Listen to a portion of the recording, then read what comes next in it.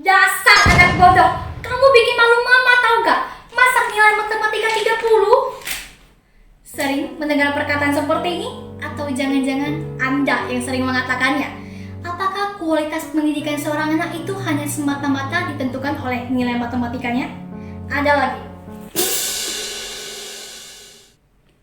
Aduh, anak cewek gak usah sekolah tinggi-tinggi lah. Atau ujung-ujungnya juga masuk dapur. Apa benar bahwa perempuan tidak perlu mengejar pendidikan? Lantas, sesungguhnya apa itu pendidikan? Hari ini kita akan membahasnya secara terperinci. Menurut Kamus Besar Bahasa Indonesia, pendidikan adalah proses pengubahan sikap dan tata laku seorang individu maupun kelompok dalam usaha untuk mendewasakan manusia melalui upaya pengajaran dan pelatihan. Lalu, berbicara mengenai pendidikan, tentu tak lepas kaitannya dengan Bapak Pendidikan kita, Suwardi Suryaningrat atau yang dikenal juga sebagai Ki Hajar Dewantara. Untuk benar-benar memahami makna dari pendidikan, mari kita dalami 3 filosofi pendidikan dari beliau. Filosofi pertama, kita bahas dari yang paling mendasar, yaitu mengenai tujuan pendidikan. Sebenarnya apa tujuan dari pendidikan itu sendiri? Biar pintar, biar dapat nilai bagus, atau mungkin supaya dapat ijazah untuk kerja? Bukan itu semua. Menurut Ki Hajar Dewantara, tujuan dari pendidikan adalah untuk memerdekakan manusia. Bagaimana tidak, pendidikan menambah wawasan, memperluas sudut pandang, dan membuka pola pikir kita. Beliau juga mengatakan, bila manusia merdeka, maka selalu olahraganya dan bahagialah jiwanya. Bila kita kaji kembali, sesungguhnya memang inilah hal yang selalu diinginkan oleh setiap insan manusia. Keselamatan dan kebahagiaan. Selamat dari ancaman dan hidup dalam kebahagiaan. Indah, bukan? Sudah tercantum tujuan yang jelas. Selanjutnya kita beralih ke poin kedua, ialah peranan pendidikan. Beliau menyatakan bahwa pendidikan mempunyai 3 peranan penting. Ketiga peranan ini dinamai sebagai Tri Rahayu, berupa memajukan dan menjaga diri, memelihara dan menjaga bangsa, serta menjaga dan memelihara dunia. Ketiga poin ini semuanya saling berhubungan. Dunia yang merdeka dimulai dari perdamaian antar bangsa. Bangsa yang damai dimulai dari relasi yang baik antar sesama masyarakatnya. Dan masyarakat yang berhubungan baik dimulai dari tiap individu yang bahagia. Begitu juga sebaliknya. Individu yang bahagia menciptakan hubungan baik antara masyarakatnya dan seterusnya.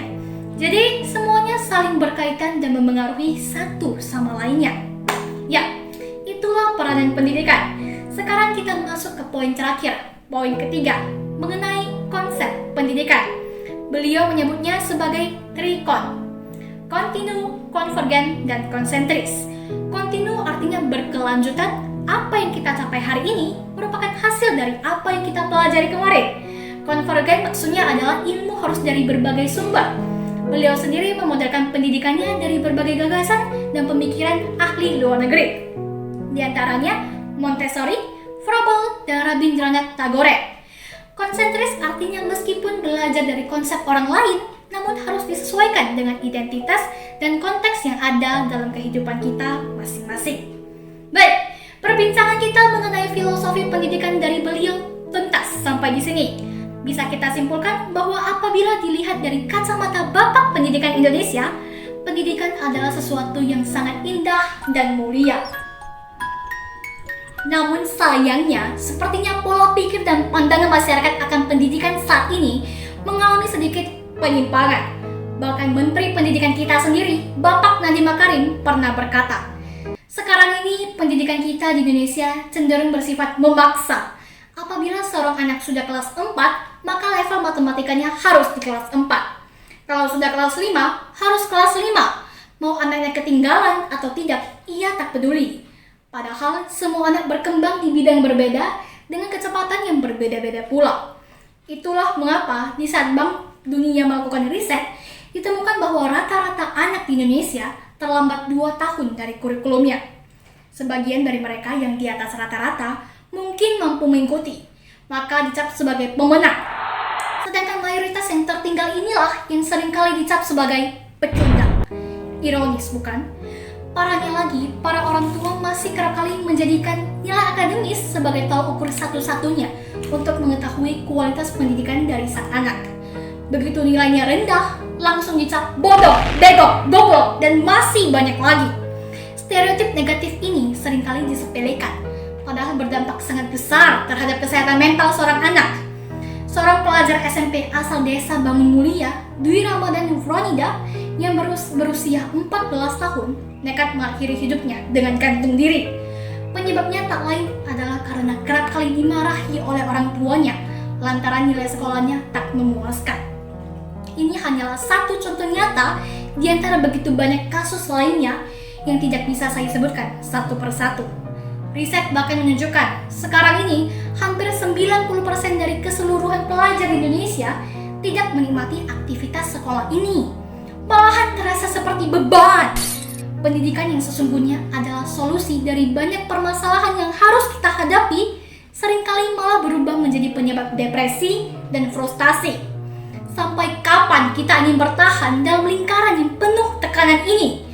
Padahal kita ketahui bersama bahwa setiap insan manusia memiliki kelebihan dan kekurangannya masing-masing. Pendidikan itu sendiri bahkan ada banyak jenisnya. Ada pendidikan formal yang diperoleh dari sekolah, lalu pendidikan non-formal yang mencakup pendidikan moral dan karakter, serta berbagai kursus, seperti kursus musik misalnya. Dan yang terakhir, pendidikan informal, berupa pelajaran dan pengalaman yang diperoleh dari lingkungan sekitar. Semua jenis pendidikan ini sama pentingnya dan juga saling mendukung satu sama lainnya. Sebagai contoh, apa gunanya pintar, cerdas, dan cermat namun tak bermoral, seperti halnya para koruptor? Ujung-ujungnya hanya menambah beban negara. Jadi, selain dari acuan nilai akademis, masih ada begitu banyak indikator penentu kesuksesan. Nilai rendah bukan berarti gagal dalam hidup. Di sisi lain, masih ada banyak pula masyarakat yang membatasi pendidikan bagi kaum wanita, membuat seolah-olah pendidikan itu hanya sebatas formalitas dalam dunia kerja. Jangan sampai membiarkan pola pikir yang keliru ini menghentikan kita untuk menjelajahi diri dan mencetak prestasi. Seorang wanita kelak akan menjadi seorang ibu, dan seorang ibu merupakan sekolah pertama bagi anak-anaknya. Bila mana pendidikan pertamanya kurang berbobot, maka kelak sang anak akan terombang-ambing dalam gelora kehidupan. Mari bersama kita arahkan kembali sudut pandang kita terhadap pendidikan ke arah yang seharusnya, sesuai dengan makna sejatinya.